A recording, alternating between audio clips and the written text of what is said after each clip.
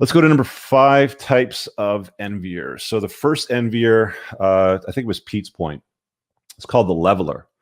And the leveler will tear down anyone that's achieved something great and try to bring them down to their mediocre level.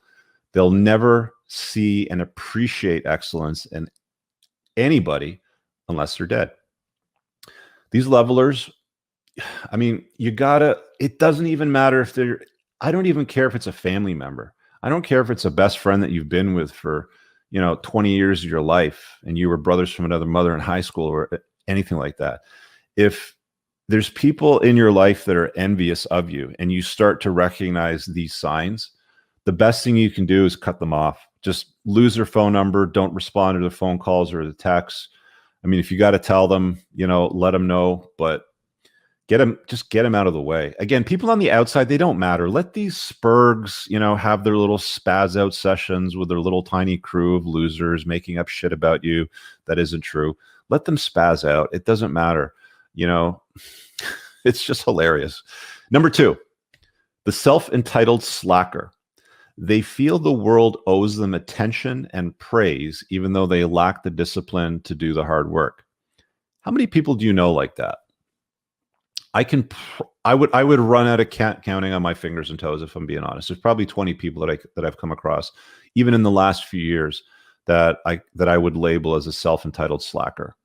Anyway, number 3, the status friend. This one's an interesting one because these are the guys that envy you first and then they try to befriend you.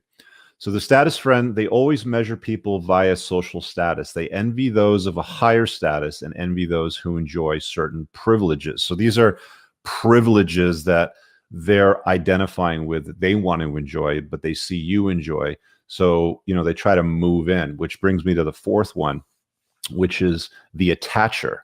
Let me just go to these questions real sec before I deal with the attacher. Raymond says, it's like trying to explain to a crow what it's like to soar like an eagle. They'll never get it. Yeah, it's like trying to explain to a fly, that if you're a bumblebee and you're trying to explain to a fly that honey's better than shit, they just don't get it.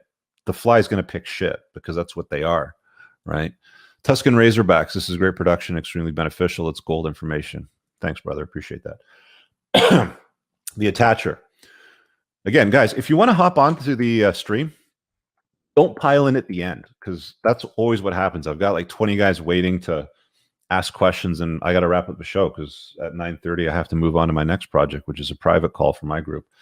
But there's a StreamYard link. Click it, join through. A bunch of people have been messaging me, asking me questions about DMs. Do them live. It's either book a call or do them live here. I'm before the train wreck, so the free option is live here. The attacher. They don't have a calling in life, so they attach themselves to people with a sense of purpose. This ties into the status friend.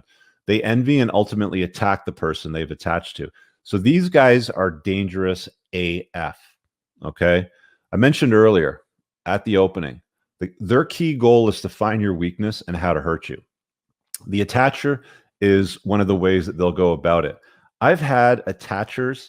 They're like, what are those sucker fish that are always like on top of sharks? The sharks swimming around and these things just kind of suck onto them on the top or bottom of them. That's basically what these losers are. They don't want to do the work in life. They don't have a clear calling.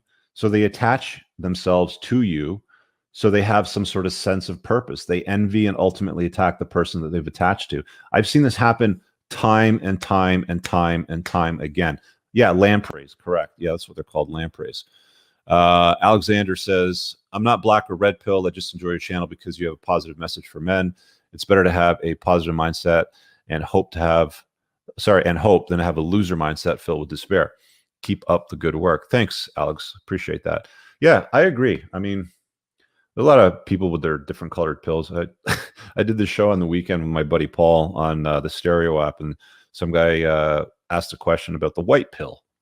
It's like, all right, are we just making up stuff now? Because it's like, we've made up genders, we've made up, things that are offensive. I'm going to be offended by shampoo because I don't have hair. It's like, people are just making up shit now. It's like, let's call it the white pill.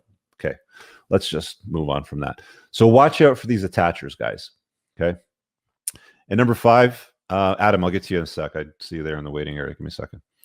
Not able to copy chat link to StreamYard. Okay, somebody that. So again, guys, if you're coming in late, here's the YouTube link. Click the YouTube link because apparently Periscope with Twitter doesn't like taking it for some reason.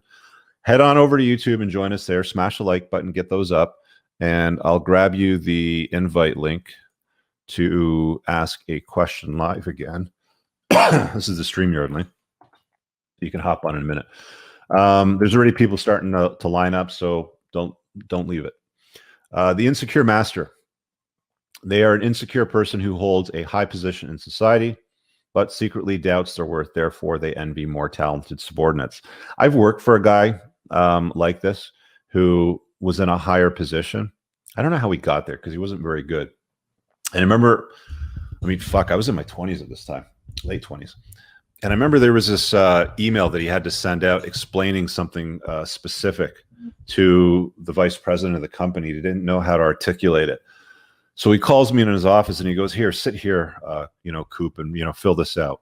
That's what they used to call me in the industry, Coop. And he goes, fill this out and, send this over to the VP. And I'm like, isn't this your job? Like, why am I doing this for you, sort of thing? But the guy always envied the work that I did, for my team. So not that dangerous of a guy.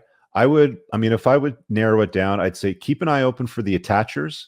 Have a sober second thinker looking over your shoulder, making sure they got an eye on you. Watch out for self-entitled slackers.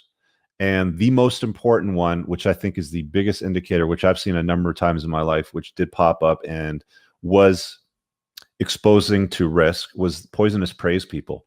Again, that was disparaging comments cushioned as praise. So something like they'll comment on how much money you're going to make rather than praise your hard work for the completed project.